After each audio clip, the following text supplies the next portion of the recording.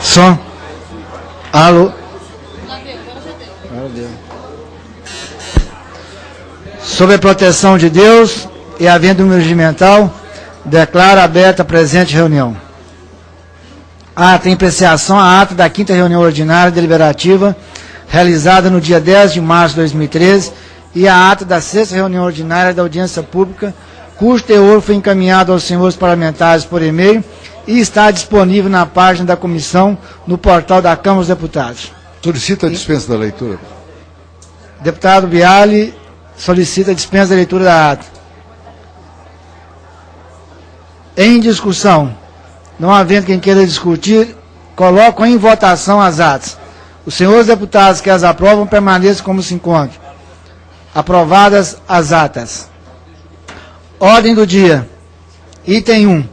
Projeto de Lei Complementar número 238 de 2013 do Poder Executivo, que dispõe sobre o quórum de aprovação de convênio que conceda remissão de créditos tributários constituídos em decorrência de benefícios, incentivos fiscais ou financeiros instituídos em desacordo com a deliberação prevista no artigo 155, parágrafo 2º, inciso 12, a linha G da Constituição, e para restituição dos referidos benefícios nos termos da legislação aplicável. Altera a Lei Complementar número 101, de 4 de maio de 2000, que estabelece normas de finanças públicas voltadas para a responsabilidade na gestão fiscal. Dispõe sobre critérios de indexação dos contratos de refinanciamento da dívida celebrados entre a União, Estados e municípios e dá outras providências. Concedo a palavra ao relator do projeto, senhor deputado Eduardo Cunha, para proferir o parecer. Senhor presidente, senhoras e senhores deputados, em primeiro lugar, gostaria de fazer uma explicação para a comissão da razão pela celeridade pela qual a gente resolveu apresentar esse parecer e pedir a pauta nessa comissão. Esse aqui é um projeto muito importante, é um projeto oriundo do Poder Executivo, que tem como duas finalidades expressivas. Primeiro, reduzir o índice de correção da dívida dos estados e municípios para com a União. Segundo, a discussão sobre a quebra da unanimidade do CONFAS para efeito de convalidação de incentivos ou benefícios fiscais ou financeiros. Ocorre que, estranhamente, na semana passada, já foi objeto de protesto meu nos fóruns competentes, o senador Wellington Dias apresentou na sexta-feira um projeto de lei complementar de idêntico teor no Senado Federal e pautou para hoje na Comissão de Assuntos Econômicos do Senado Federal. Num flagrante vício de iniciativa, visto que um projeto dessa natureza só pode prosperar se for de iniciativa do Poder Executivo, já que versa sobre aumento de despesa pública. E ainda mais, visando tirar a primazia da Câmara dos Deputados, que uma vez um projeto do Senado Federal tramitasse primeiro, o Senado teria a última palavra e não a Câmara dos Deputados. Essa é a razão pela qual eu me apressei em pedir a pauta e apresentar esse relatório. E, obviamente, por questão de acordo, em função desse gesto que nós fizemos, nós concordamos que hoje haja uma vista coletiva, já que o projeto é complexo, ele demanda impactos relevantes nos estados e municípios, pode até, na eventual votação, sofrer alterações mediante negociações. Então, o nosso objetivo é apresentar o esboço inicial do relatório e deixar a crítica para que, na semana que vem, nós possamos votar o projeto naquilo que a comissão entender melhor. Então, eu vou passar a descrição do relatório. Eu vou passar direto ao voto. Cabe a essa comissão apreciar a proposição quanto à sua compatibilidade ou adequação com o plano plurianual, a lei de diretriz orçamentária, o orçamento anual e as normas pertinentes à receita e despesa pública, nos termos do regimento interno da Câmara, da norma interna da Comissão de Finanças, que estabelece procedimentos para o exame de compatibilidade ou adequação orçamentária e financeira, aprovada pela Comissão em 29 de maio de 96. Para os efeitos dessa norma, entende-se como compatível a proposição que não conflite com as normas do Plano Plurianual, da Lei de Diretrizes Orçamentárias, da Lei Orçamentária Anual e demais proposições legais em vigor, principalmente a Lei Complementar 101 de 2000. 2. Adequada, a proposição que se adapte, se ajuste ou esteja abrangida pelo Plano Plurianual, pela Lei de Diretrizes Orçamentárias e pela Lei Orçamentária Anual. O projeto de lei complementar apreciado, em síntese, síntese versa sobre quórum de aprovação de convênios, condições para a concessão de renúncia de receitas e critérios de indexação dos contratos de refinanciamento celebrados entre a União, os Estados e municípios. Portanto, não trata nem de aumento de despesas, nem de renúncia de receita nos termos da Lei Complementar 101. Dessa forma, o projeto em análise não repercute sobre receita ou a despesa pública da União, sendo assim sem relacionamento com a Lei de Responsabilidade Fiscal, a Lei do Plano Plurianual, a Lei de Diretrizes Orçamentárias e a Lei Orçamentária Anual. Passamos à análise de mérito conforme exposto na exposição de motivos número 265/2012 do Ministério da Fazenda. A proposta com propriedade trata de convênio a ser celebrado pelos Estados e pelo Distrito Federal, que deverá contar com a manifestação favorável de no mínimo das unidades federadas integrantes do CONFAS. Além disso, exigindo também a manifestação favorável de no mínimo um terço das unidades federadas integrantes de cada uma das 5 regiões do país. Registro que tal quórum implica numa exceção à regra geral atualmente em vigor, prevista no artigo 2º da Lei Complementar 24, de 7 de janeiro de 75, segundo a qual a concessão de benefícios fiscais em matéria de ICMS reclama aprovação unânime dos Estados e do Distrito Federal. Com coerência, altera a Lei Complementar 101, visando ajustar as formas de compensação das renúncias tributárias. Permite a alteração dos critérios de indexação e de estabelecimento de nova taxa mínima de juros aplicáveis aos contratos de refinanciamento celebrados entre a União, os Estados e os municípios. Iniciativa que introduz contexto de discussão do federalismo fiscal brasileiro, em especial da reforma do ICMS, que está sendo proposta pela União a partir de uma série de iniciativas, tais como a redução dos alíquotas interestaduais desse exposto, deslocando a tributação do Estado de origem para o Estado de destino dos produtos, constituição do Fundo de Desenvolvimento Regional, prestação de auxílio financeiro às unidades federadas, em relação às quais se constatar a efetiva perda de arrecadação em decorrência da mencionada redução das alíquotas interestaduais, reavaliação dos critérios de indexação das dívidas estaduais, dentre outros. É imperioso que os entes da Federação firmem o citado convênio a fim de proteger os direitos adquiridos, acabar com a guerra fiscal e insegurança jurídica. O projeto de lei complementar 238/2013, entretanto, não estabelece a justa retroatividade dos critérios de indexação dos contratos de refinanciamento e nem estabelece qualquer redução do fluxo de pagamento dos entes federados. No substitutivo ora apresentado, este relator procurou preencher essas lacunas, definindo a aplicação dos recursos obrigatoriamente em investimentos, inclusive parcerias público-privadas, e fixando o exercício. Esse aqui está errado, essa parte aqui tinha sido corrigida. Termina aqui esse fim de parágrafo, considere fora do relatório. No substitutivo em anexo, é estabelecido que, para efeito de atendimento às obrigações correspondentes ao serviço da dívida refinanciada, deverão ser excluídos do cálculo da receita líquida real os valores efetivamente aplicados em saúde e educação, em período que será iniciado no exercício seguinte, o que proporciona adequação com a lei orçamentária vigente. É sabido que estados e municípios passam por momentos difíceis, foram sacrificados por desonerações da União em receitas compartilhadas, foram prejudicados pelo excesso de juros cobrados de forma absurda nesses contratos de refinanciamento. Esses montantes cobrados beiravam a usura e fizeram com que os saldos devedores chegassem a números impagáveis. Além disso, a injustiça de pagamento de percentuais da receita líquida, incluindo despesas vinculadas pela Constituição Federal em saúde e educação. Ora, não tem sentido, já que essa receita vinculada não é de livre provimento às unidades federadas. Logo, na prática, o percentual da receita que é pago extrapola em muito o percentual atribuído, já que saúde e educação pode chegar até 37% da receita líquida real já comprometida. Por tudo isso, entendendo a matéria como oportuna e legítima, vota pela aprovação nos termos do substitutivo em anexo. Pelo exposto, voto pela não implicação orçamentária e financeira do projeto de lei complementar 238/2013 e no mérito pela aprovação do projeto de lei complementar número 238/2013 nos termos substitutivo em anexo, que passa ali. Congresso Nacional decreta, artigo 1º, ficam convalidados os benefícios ou incentivos fiscais ou financeiros instituídos em desacordo com a deliberação prevista no artigo 155, parágrafo 2º, inciso 12, a linha G da Constituição Federal, e aprovada a reinstituição dos referidos benefícios, assim como concedidas remissões do crédito tributários constituído em razão deles, desde a data da instituição até o prazo final de sua vigência, que não poderá exceder a 20 anos improrrogáveis.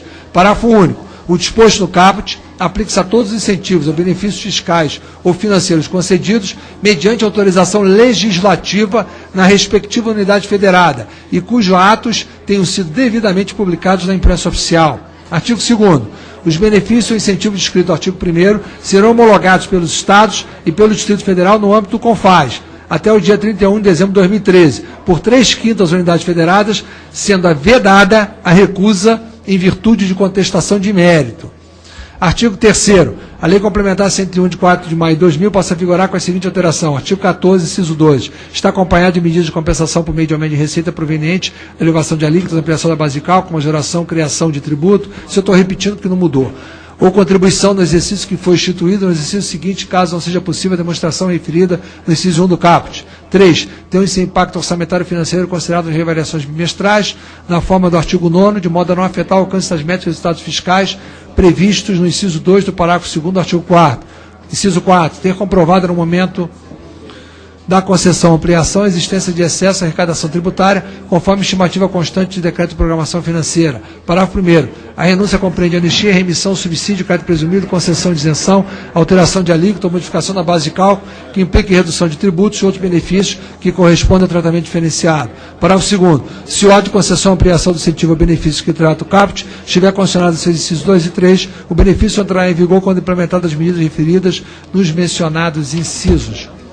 Parágrafo 3º. O disposto nesse artigo não se aplica. Inciso 1. As alterações das alíquotas de tributos previstos no inciso 1, 2, 4, 5 do caput, artigo 153, na forma do seu parágrafo 1º, e no parágrafo 4º, artigo 177 da Constituição Federal. Inciso 3. Os incentivos fiscais relacionados a bens e serviços que não sejam produzidos ou prestados no território nacional, na data de sua concessão, e cujo objetivo seja a internalização de tecnologia em período definido. Inciso 4. As hipóteses de que a arrecadação não for reduzida, considerando as etapas anteriores e posteriores da cadeia produtiva. Inciso 5. As hipóteses em que houver apenas alteração do montante de ocorrência de fato gerador do tributo ou da sua data de recolhimento. Artigo 4º. Fica a União autorizada a adotar nos contratos de refinanciamento celebrados entre a União, Estados e municípios, com base respectivamente na Lei 9496 de 11 de setembro de 97, na medida provisória 2185 de 35 de 24 de agosto de 2001, as seguintes condições. 1. Quanto a juros, serão calculados e debitados mensalmente a taxa mínima de 4% ao ano sobre o saldo devedor previamente atualizado. Inciso 2. Quanto à atualização, será calculada e debitada mensalmente com base na variação do IPCA, apurado pelo IBGE, referente ao segundo mês anterior da sua aplicação ou outro índice que venha substituí-lo. Parágrafo 1º. Os encargos calculados na forma do inciso 1 e 2 do caput, cujo somatório exceda a variação da taxa Selic do mesmo mês, deverão ser substituídos para todos os efeitos pela referida taxa. Agora, incluído, parágrafo 2º, disposto no caput, aplica-se desde a data da celebração do contrato de refinanciamento, substituindo-se em cada mês a taxa que foi aplicada, cujo cálculo tenha sido em desfavor do devedor pela taxa aplicada no parágrafo 1º. Parágrafo 3º. As eventuais diferenças obtidas em favor das unidades federadas, nos termos do parágrafo anterior, deverão ser objeto de redução do saldo devedor da unidade federada. Artigo 5º.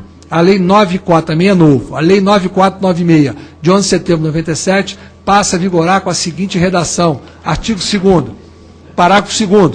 No período compreendido entre 1 de janeiro de 2014 até 31 de dezembro de 2023, para efeito de atendimento às obrigações correspondentes ao serviço da dívida refinanciada, deverão ser excluídos do cálculo de receita líquida real os valores efetivamente aplicados em saúde e educação por força de vinculação constitucional.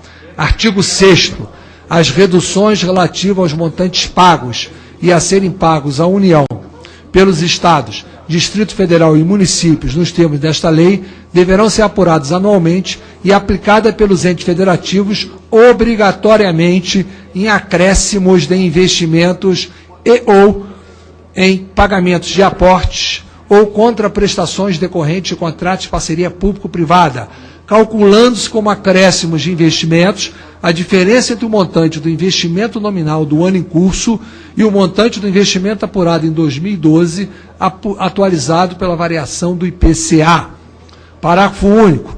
O não cumprimento ao disposto neste artigo implicará na obrigação de recolhimento compulsório ao Tesouro Nacional a título de amortização extraordinária da dívida do montante não aplicado no exercício financeiro. Artigo 7º. Esta lei complementar entra em vigor na data de sua publicação. Esse é o substitutivo, senhor presidente. Eu mesmo peço vistas coletiva, se todos entenderem assim, para que possam analisar com detalhamento essa proposta, que é relevante, e possamos debater. Senhor presidente. Vista conjunta, deputado Cláudio. Deputado Rodrigo Maia. Deputado Biali.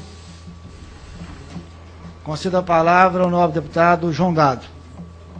Pedir licença para voltar para a reunião de líderes, se ninguém se sentir ofendido. Todos estão ofendidos.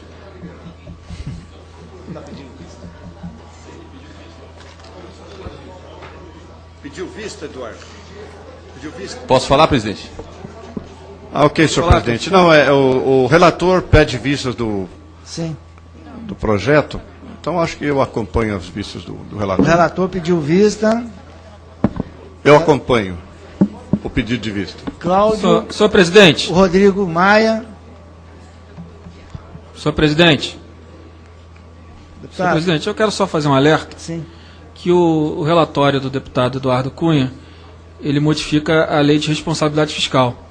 Tenho certeza que Vossa Excelência e nenhum dos membros dessa comissão gostaria de passar para a história como uma comissão que mexeu numa lei de tamanha importância para o bom ajuste fiscal da economia brasileira desde 2001. Então eu alerto e peço que nós tenhamos tempo para analisar essa proposta. Nós não podemos, na próxima quarta-feira, né, já que foi feito de forma extraordinária a apresentação desse relatório, votar uma matéria que gera um impacto nas contas públicas, que gera um impacto na aplicação de recursos na área de saúde e educação, para que essa comissão, que sempre teve um papel relevante na Câmara dos Deputados, não seja depois responsabilizada por mudanças que vão gerar um futuro muito difícil para os municípios, estados e para a União, já que mexe numa lei e em aplicações em áreas tão sensíveis do sistema federativo brasileiro. Com a palavra, deputado Cláudio Puti. Presidente, esse projeto originalmente é um projeto de iniciativa do Executivo, que faz parte de um conjunto de temas chamados federativos, que é inclusive objeto de uma das audiências públicas por mim proposta, especificamente no caso do FPE, aprovada na última semana. Na forma do substitutivo apresentado pelo deputado Eduardo Cunha, me parece, à primeira vista, que é a primeira vez que eu estou tendo contato, daí as vistas, né? Que algumas alterações importantes foram feitas, inclusive uma alteração do conceito de receita corrente líquida, alterando gastos em saúde e educação para efeito da receita corrente líquida utilizada no cálculo da renegociação das dívidas, além de uma retroatividade. Ao mudar o indexador, se retroage para dívidas anteriores. Portanto, precisamos analisar isso com muito cuidado. Peço ao senhor que nos dê tempo para tratar esse debate, para que nós não possamos aprová-lo assodadamente. Sabemos que há uma